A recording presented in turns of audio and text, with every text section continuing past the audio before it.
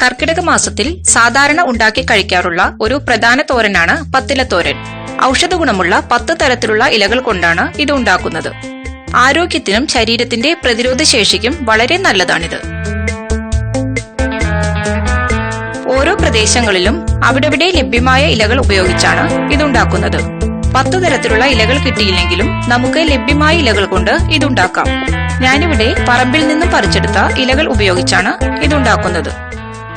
ഇതിനായി ഞാനിവിടെ 10 തരത്തിലുള്ള ഇലകൾ എടുത്തിട്ടുണ്ട്. ഇത് പയറിന്റെ ഇലയാണ്.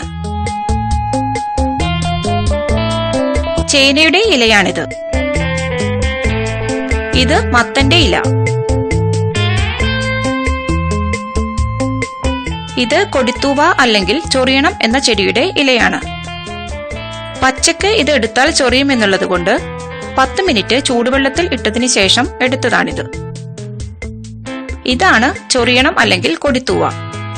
ഇത് ചേമ്പിന്റെ ഇലയാണ്. ഇതാണ് കോവലിന്റെ ഇല. ഇനി പ്ലാവില എടുത്തിട്ടുണ്ട്. എല്ലാത്തിന്റെയും കിളുന്തിലയാണ് എടുക്കേണ്ടത്.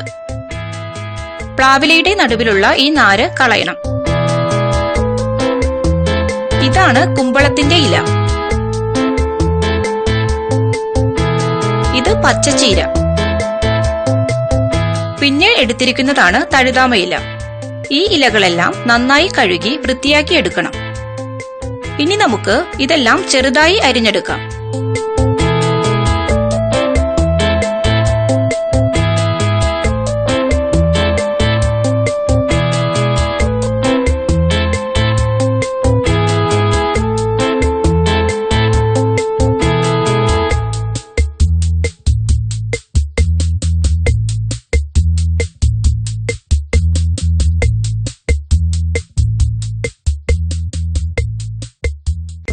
പ്ലാവില ഇതുപോലെ നടുക്കുള്ള നാര് കളഞ്ഞിട്ട് വേണം എടുക്കാൻ.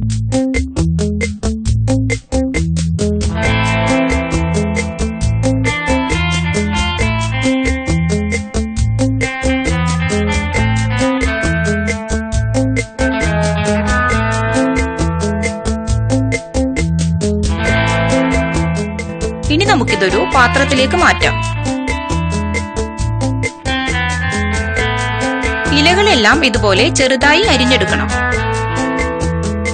ഇനി ഇതിലേക്ക് 15 ചുള ചെറിയുള്ളി ചെറുതായി അരിഞ്ഞതും 4 ചുള വെളുത്തുള്ളി ചെറുതായി അരിഞ്ഞതും ചേർത്ത് കൊടുക്കാം. വെളുത്തുള്ളിയുടെ ടേസ്റ്റ് ഇഷ്ടമില്ലാത്തവർക്ക് അത് വേണമെങ്കിൽ ഒഴിവാക്കാം.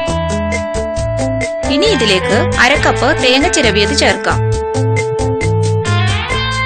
ഇനി 1/2 ടീസ്പൂൺ നല്ല ജീരകം ചതച്ചത് ചേർക്കാം. 1/4 ടീസ്പൂൺ മഞ്ഞൾപ്പൊടി ചേർത്ത് കൊടുക്കാം. ഇനി അല്പം ഉപ്പ് കൂടി ചേർക്കാം. ഉപ്പ് വളരെ കുറച്ച് ചേർത്താൽ മതി. ഇതെല്ലാം കൂടി നന്നായി തിരുമ്മി പിടിപ്പിക്കണം. ഇനി അരമണിക്കൂർ ഇത് മാറ്റിവെക്കാം. അടുപ്പിൽ ഒരു പാൻ വെച്ച് ചൂടായിട്ടുണ്ട്. ഇതിലേക്ക് 2 ടേബിൾ സ്പൂൺ വെളിച്ചെണ്ണ ചേർക്കാം. എണ്ണ ചൂടാകുമ്പോഴേക്കും 1/2 ടീസ്പൂൺ കടുകിട്ട് കൊടുക്കാം. ഇനി 1/2 ടീസ്പൂൺ ഉഴുന്നുപരിപ്പ് ഇട്ട് കൊടുക്കാം. ഇനി 2 ഉണക്കമുളക് മുറിച്ചിട്ട് കൊടുക്കണം. ഇത് ചെറുതായി ഒന്ന് വഴറ്റി കൊടുക്കാം. ഇനി നമുക്ക് ഫ്ലെയിം ഒന്ന് ഓഫ് ആക്കിയിട്ട് 1 ടേബിൾ സ്പൂൺ ഉണക്കമുളക് ചതച്ചത് ഇട്ട് കൊടുക്കാം. ഇത് കരിഞ്ഞു പോകരുത്. ഇനി നമുക്കിതിലേക്ക് ഇലകൾ ഇട്ട് കൊടുക്കാം.